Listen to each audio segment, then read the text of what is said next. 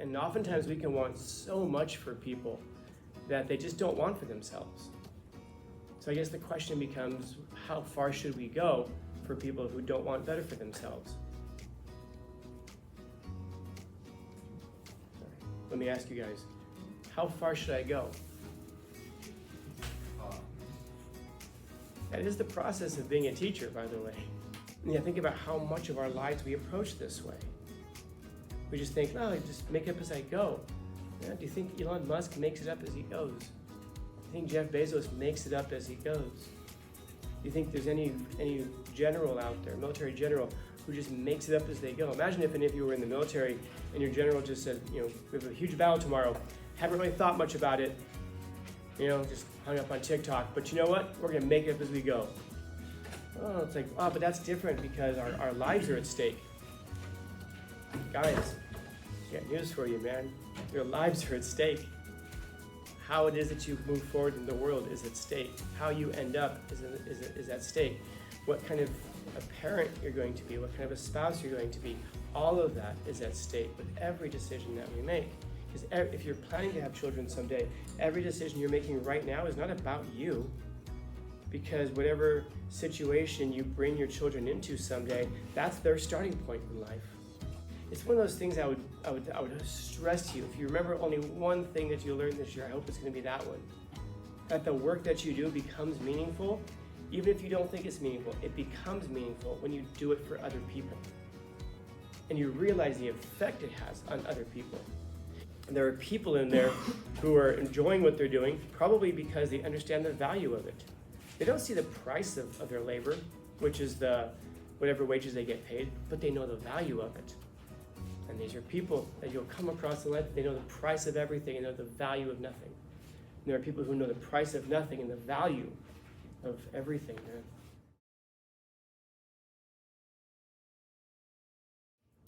There's probably a distinction between the reasons that people want us to change and the reasons that we want people to change. Are there ways that we can want a person to change because it's better for them?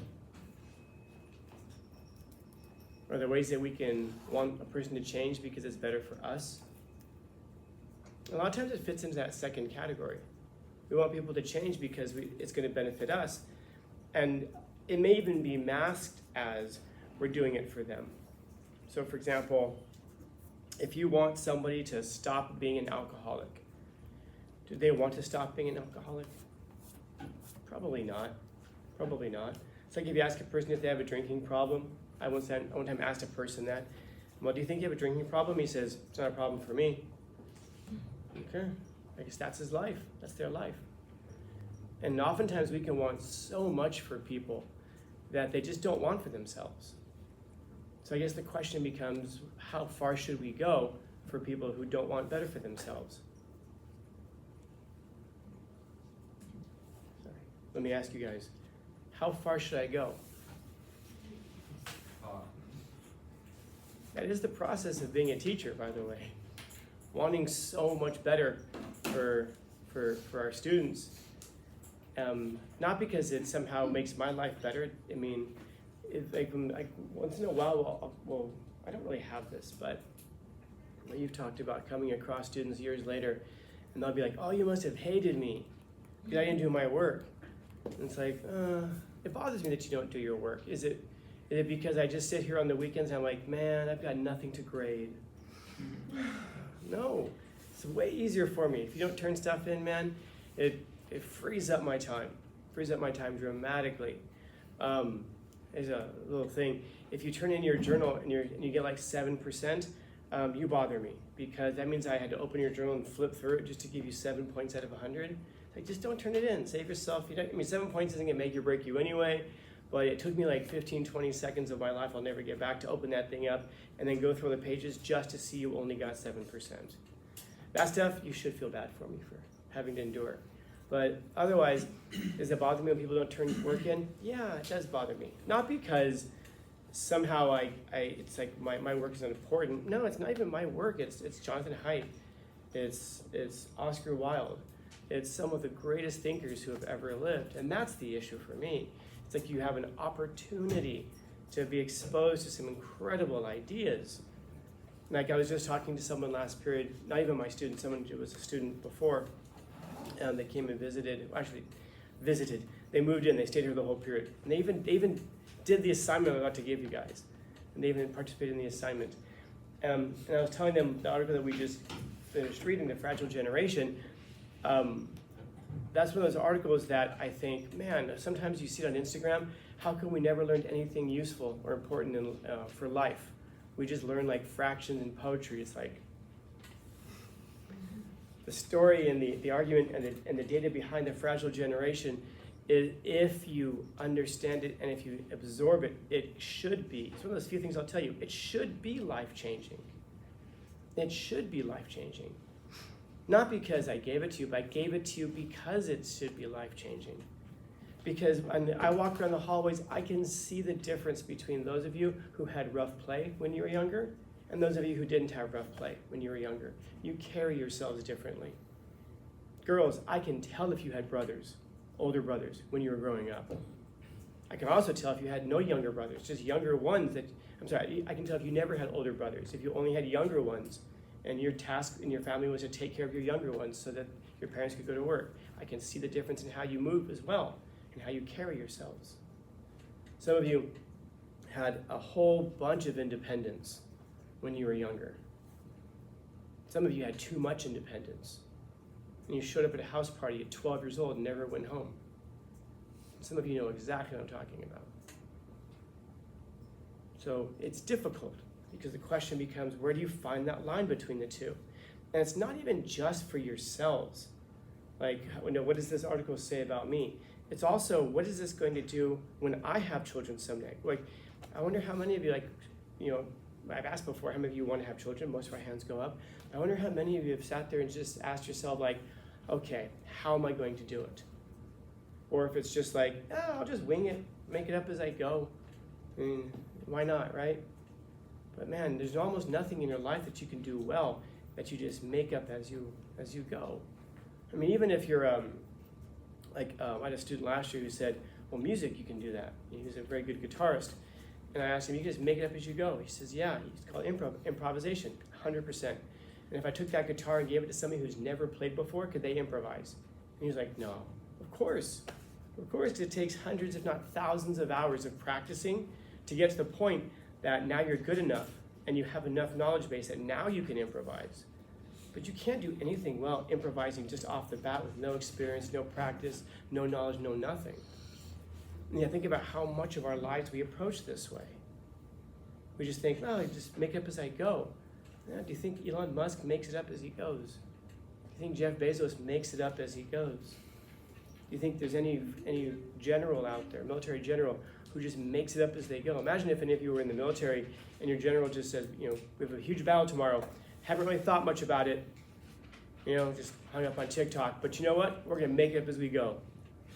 Oh, it's like, but that's different because our lives are at stake. Guys, I got news for you, man. Your lives are at stake. How it is that you move forward in the world is at stake. How you end up is at stake. What kind of a parent you're going to be, what kind of a spouse you're going to be, all of that is at stake with every decision that we make. Because if you're planning to have children someday, every decision you're making right now is not about you. Because whatever situation you bring your children into someday, that's their starting point in life. Just like the situation that our parents brought us into was our starting point in life. I wonder how many of us wish that we had a little bit better of a starting point. And it just doesn't mean that we're angry at our parents or we think that they were terrible. Most of us, think about how it is that most of us talk about it. Most of us say, they did the best they could. My parents did the best that they could. Is it possible for things to have been done better?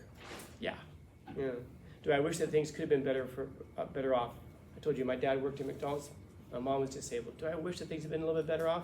Yeah, probably. Would I be a better person for it? I don't know about that.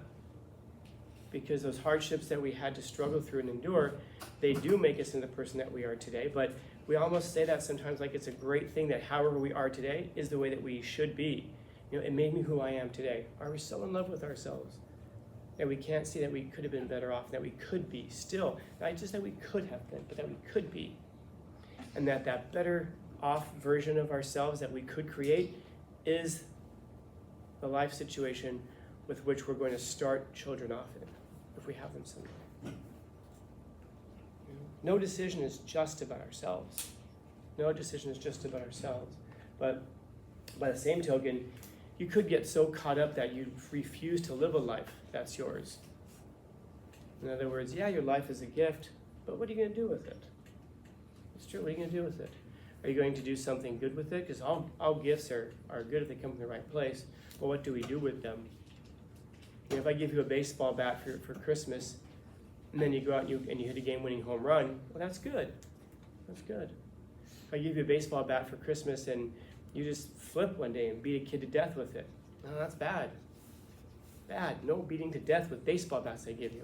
This is a good gift, or at least it's a neutral gift that was used well and then used badly. So, like your same thing with your life. You can use it for good or use it for evil. And the problem with it, and I really mean this, the real problem with it is that most of us don't wake up every day and decide to be good or evil. We don't plan it out. We wing it, like I was saying before. So then at the end of the, and then even then at the end of the day, we don't even reflect on it and go, I did more good than evil today, or I did more evil than good today. It's just, good night. And then fast forward 10, 20, 30, 40, 50 years, and we look back over our lives, and we hope that it was better, and we hope that we have fewer regrets. We could have had far fewer if we just committed ourselves to being better. Of course, figuring out what better means. Is that a hand? So Wilde might be wrong about that. Because if a doctor wants you to eat more healthily, is it for themselves? No. What happens if you die because you eat too many cheeseburgers? Yeah, you just die. They don't even notice it. They don't even notice it. If I never went back to my general practitioner again, do you think my doctor goes home and goes, I wonder how Scallon's doing? I should message him. No, that might be too much. No, my doctor would never even notice the difference if I stopped showing up. Do you think that but he gives me that advice. Well, you might say it's because it's his job. Yes, and that goes back to what you were saying, that the work that we do benefits others. But my goodness, guys, that is such an incredibly important point. It's one of those things I would stress to you. If you remember only one thing that you learned this year, I hope it's going to be that one. That the work that you do becomes meaningful, even if you don't think it's meaningful. It becomes meaningful when you do it for other people. And you realize the effect it has on other people. And if you guys ever order a pizza before, and it got delivered, and you were like, that's a damn good-looking pizza. And you're just like, let's eat this thing. You guys ever gotten a pizza before, and you're like, there's like no pepperoni on here, man. Where's the sauce? It looks terrible. And you're like, fine, I'll eat it. And you just eat it because it's there. Two very different experiences, man. So what do you do if you're the person who makes pizza? You have to keep it in mind. The pizza I'm about to make, this person has been thinking about all day probably. They were probably home earlier today thinking, you know what, man? I'm going to order a pizza tonight. I'm just going to chill. I'm going to, watch a garbage fight on Netflix. But I'm going to eat this pizza. At least the pizza's going to be good, man. And so you do it, and then you make the best possible pizza, and you send it out, and you never even know if the person appreciates it or not. They probably do unconsciously. But any job, any work that you can do and make it meaningful because you understand that it's serving other people, you can make that job so incredibly meaningful. You guys ever got a really good quarter pounder with cheese? I have. Yeah, you ever got one that was terrible? It was overdone, or the bread was stale, or they put onions on there? Or worse yet, for those of you guys who have 5-year-old tastes like myself, and they put pickles on there, and and you take out like, I still taste the pickle.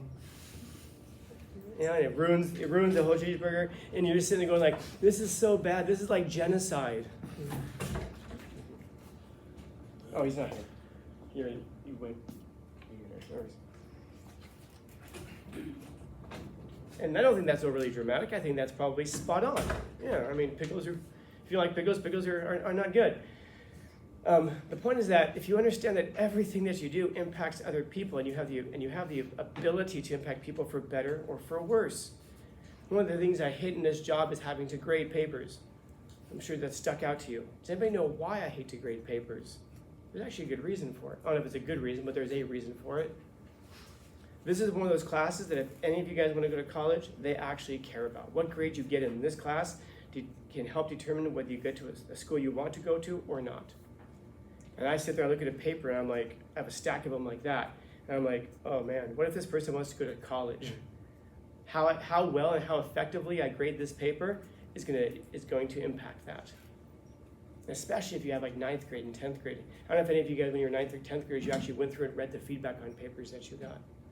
I don't know how often you guys read the feedback I give on papers when you get them back, or how often you read the feedback I put in your journals sometimes. I wonder. But man, that's an incredible responsibility. And that can have a huge impact on which way your life goes. And that's just one assignment. Am I overthinking it? Maybe. I might have a tendency to do that sometimes. But now even just in a smaller thing, every cheeseburger you make, not only does it reflect on you because you made it, but also it's the right thing to do. You have a huge impact on other people's lives. There's a Yum Yum donut. If any of you guys like donuts, there's a Yum Yum donut you all need to go to. It's over on Telegraph Canyon Road. In that same shopping center, there's a McDonald's, so you can cruise through and get a quarter pound of cheese, also, the same place. There's a Starbucks right next door, if you want to get coffee with your donuts. But you walk in the donut shop, and it looks like the guys I grew up with. You know what I mean? Just a bunch of vatos, man. Neck tattoos, and you go in, and they're like, good evening, sir, how may I help you today? They even post out a little bit, sorry. And you go through and you order it, that's a fine choice, sir. I like that one too, man. What else do you want? And you walk in, incredibly professional dudes. And one day I was in there a little late at night, and I wanted to get some donut holes with sprinkles, sprinkled donut holes. I ordered them. And these two guys were talking. He says, right away, sir, we got those for you. And then the guy's like, hey, who made those? And the guy's like, Abraham. Oh man, Abraham, man, he makes a fucking bomb, doesn't he? I don't know what it is, eh? This one boy, he just makes them, he's on their own point, eh? And then I'm saying to the guys, oh, sorry, sir, I apologize for my language. I'm all right, it's fucking cool, man. He's like, okay, still not professional for me to do. And he continues on.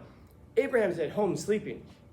And these two guys were talking about the bomb-ass sprinkled donut holes this guy makes. He does a great job. And every time you go in there, the people who work there are incredible, man. I just, like I said, it looks like all the guys I grew up with. And I wonder if someone who owns that is like a second chance kind of dude, Like he got a second chance, and so he bought a Yum Yum Donut franchise, and he hires people to help them out as well. I wonder, but when you walk out there, you can't help but feel like, that's a dope. Not only do I have some bomb-ass donut holes with sprinkles, but there are people in there who are enjoying what they're doing, probably because they understand the value of it. They don't see the price of their labor, which is whatever wages they get paid, but they know the value of it. And these are people that you'll come across in life, they know the price of everything and know the value of nothing.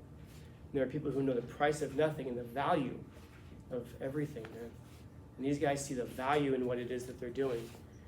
And it's such to the point that I will drive past Winchell's Donuts, I will drive past Dunkin' Donuts, I will drive past whatever is in between South Park and Yum Yum Donuts on Telegraph Canyon Road to get those specific donut holes, to see if Abraham made them today. And I wonder if I'll go in there someday and I'll be like, they're a little different. I don't know. Not quite what they usually are. And I wonder if that means that Abraham moved on. Now, if it's up to me, I want Abraham to stay there for the rest of his life making donut holes for the once a month or so that I would stop in and eat them. But wouldn't it be great if he did something else with his life? Not something better. I'm not saying that at all. I'm saying something else, because if he does something else, that means it's something he wants to do. His life isn't mine to determine. I mean, if I was dictator, I would just lock Abraham up in a dungeon and have him make donut holes 24/7.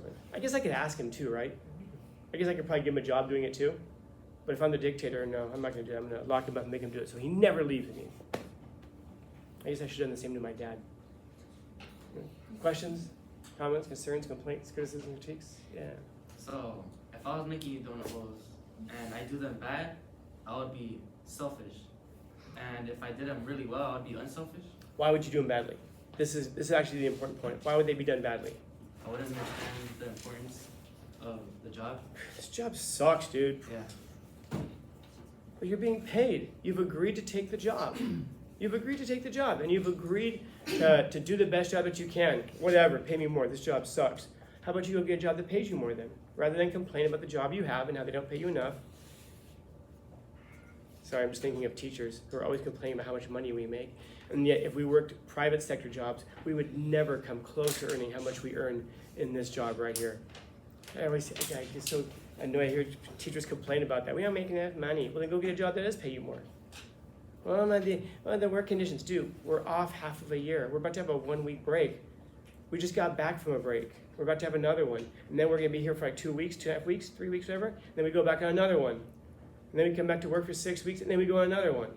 We have part-time jobs, and we get full-time salaries. We have health benefits. We have vision. We have dental. We have all of these things, and yet we still walk in and I'll hear teachers say, they don't pay me enough for this. Really?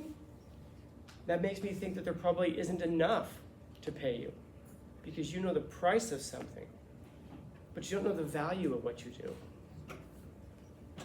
And so, if you take the job, do the job the best of your capacity. Why? Because you've agreed to do it, but also because it reflects on you, but also because you don't know the value of the impact it could have on someone's life.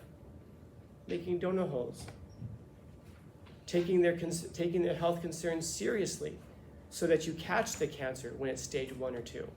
Not putting them off until they show up one day and all of a sudden it's 4. And you're like, oh. And everything in between. That's a good question. Others? Yeah.